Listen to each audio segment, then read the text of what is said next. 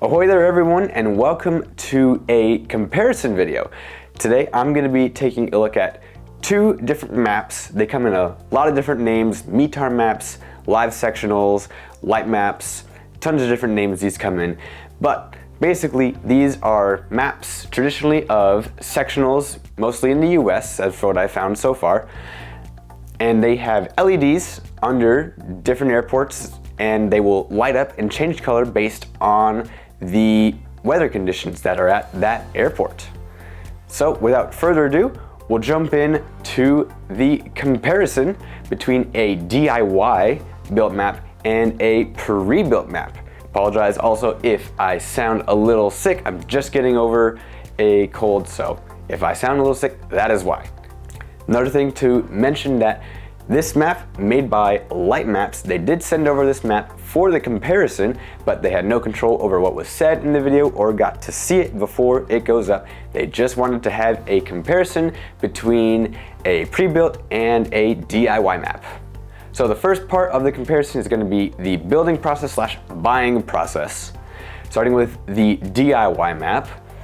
Initially, when I found out about METAR Maps just over a year ago, I was doing research on which ones I would be personally interested in buying. I wanted to get something the entire US and as many LEDs as I could fit onto it. And a couple of the ones that I came across were pretty interesting looking, and I was wanting to look more into them, but they ended up being in the range of like $2,000, and that wasn't something I was gonna be spending at the time for something like this. So when I started to look into the DIY side of these maps, I came across a fantastic website and forum. It's called LiveSectional.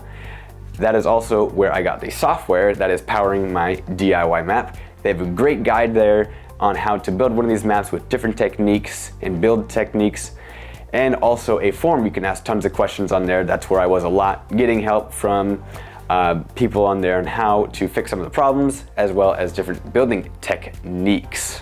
The build I actually started in last winter, earlier this year, but I did not be working on it the entire time. There was a long break in between, so if I had worked on it pretty consistently, it would have taken a couple weeks, considering this is quite the massive project that it was. The whole process taught me tons of lessons on what good techniques there are and the bad techniques as well for building a map like this. And the hardest part, actually, and longest process, turned out to be gluing the individual LEDs on the backboard behind this map. And that was kind of my fault, the way I built it. If I were to build a map like this again, there's gonna be tons of stuff I'm gonna do differently to make the whole process easier. But let me tell you, after all the troubleshooting of getting the map built, getting everything put into place and hooked up, seeing it turn on for the first time and on the first try as well, it was super satisfying to watch and see it turn on. Super proud of this map, how it turned out. So all in, the materials for this map ended up being about $450, good shy of the $2,000 that I was seeing maps like this be sold for. But after doing the building process, I have a total appreciation for that price point. Tons of hours go into building a map like this. Overall, extremely happy with how it came out.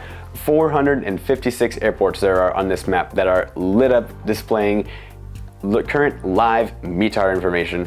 So moving on to the pre-built map. This one again is from lightmaps.io and is a sectional of San Francisco Bay Area, Northern California, and a little bit of Reno and Nevada over there in the top right. Process of getting your map selected, super easy on their website, and you can also add frames, which I did as well. And then checkout process went smoothly. Took about 10 days from when I ordered it to when it arrived at my house, and it was easy plug and play, and it worked straight out of the box. This map includes 68 airports lit up, but that will change depending on what sectional area you get. This map does sell for $299 on their website, and the frame is another $47 on top of that. And now moving on to the features of these maps. We're gonna start out with the pre-built one on this. The setup on this map is super straightforward. Once you plug it in, you can connect your phone to its little Wi-Fi, and it pops up a little menu You put in your Wi-Fi credentials, and that's all you have to do to get this map set up. You just hit connect and it works right out of the box.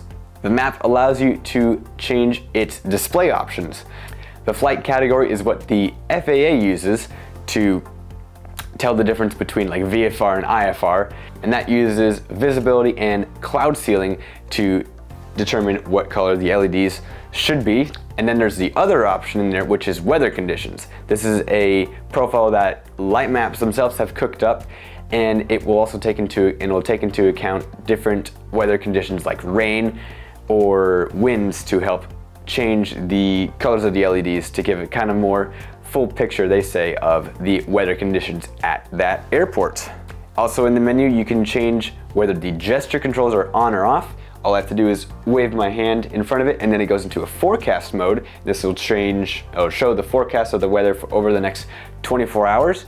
And you can also, in the menu, change the brightness scale from how bright it gets to how dark it gets. If I were to take my flashlight, you can kind of see it maybe get brighter, and if I take it away, it should go back down. It's not the brightest room in here, but I don't know if that was picked up on the camera. You can also hold your hand in front of the sensor up there, and that turns it on or off if you want to have it always plugged in. And then if you were to have more than one of these maps, say you had a couple of the neighboring sectionals, like if you had the SoCal one right below it, you could link them up so you could just wave your hand in front of one of them and both of them would do the forecast, so you wouldn't have to do them individually.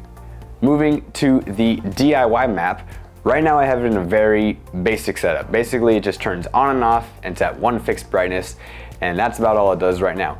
However, it is very customizable.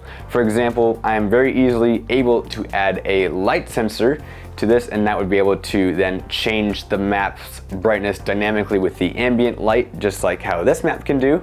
I can add a rotary switch, and that is kind of similar to the forecast thing. I can have it set to, I can turn it to different notches and it'll display different hour numbers in the future of the weather forecast. I could add mini OLED screens so I can have specific airport weather data being displayed on there instead of it just being a light. Say if I had a home airport, for example, I could do that. That's it for the physical features. On the software side, there is a lot of customization you can do for this. You can see some of the lights are flashing. That is actually indicating a number of different things. It can indicate high winds, if it's raining, if there's lightning, if there's snow, dust, freezing rain even. You can do a number of different things. You can customize how old of a METAR the map will accept, just in case an airport isn't reporting all the time. It can accept a little bit of an older METAR. And you can also generate heat maps, and you can use that to, like, say, change the brightness of an airport depending on how many times you visited it. Number of different options, and it's pretty limitless, the stuff you can do with these maps. And then the biggest feature by far of these DIY maps is how customizable they are. You can build just about anything you want. You can do as many LEDs as you want. I saw someone make a map with over 2,000 LEDs for the US. Absolutely insane. Or you can do as few as you want. You can get a nice, just small sectional of a certain area, and you can do, like 3 or 4 airports. That's all you need to do. You can do pretty much anything you want with these maps. They're pretty dynamic with what you can do. So now moving on to build quality. The pre-built map absolutely blows my map out of the water in terms of build quality. First thing that I wanted to mention is how thin this thing is. When I took it out of the box, it is about that thick, very thin. And compared to my map, which is about gonna be over 2 inches thick, which is gonna be a good chunk coming off the wall. I'm super curious to see what the internals of this thing look like, but I tried to look to see if there was a way that it'd come apart, but I think I'd have to basically destroy it to be able to see how the internals look. And that's not something I'm gonna be doing on this video, or anytime soon for that matter.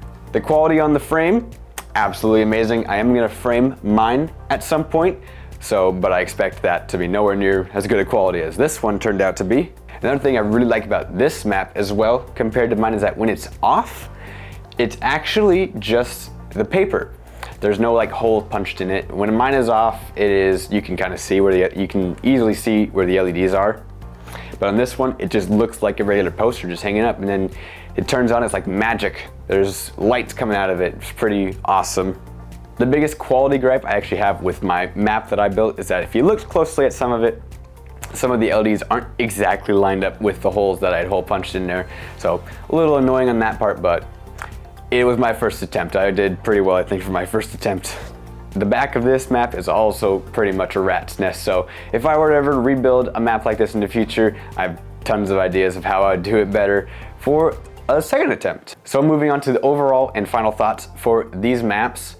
The DIY and the pre-built both have their pros and cons. If you want customizability and you want to save a little bit of money for something of a larger map and don't mind the time it takes to build a map like this, DIY map is probably going to be go for you. But if you're looking for something that is just ready to go, absolutely amazing build quality, the pre-built maps are going to be the way to go for you. This was, again, straight out of the box. I plugged it in, and in less than a minute this thing was working.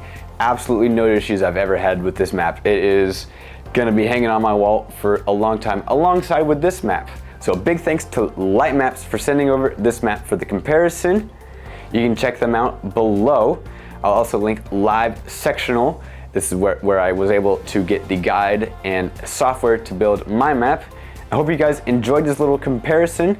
Let me know what you like about each of these maps in the comments, and I will see everyone in the next video.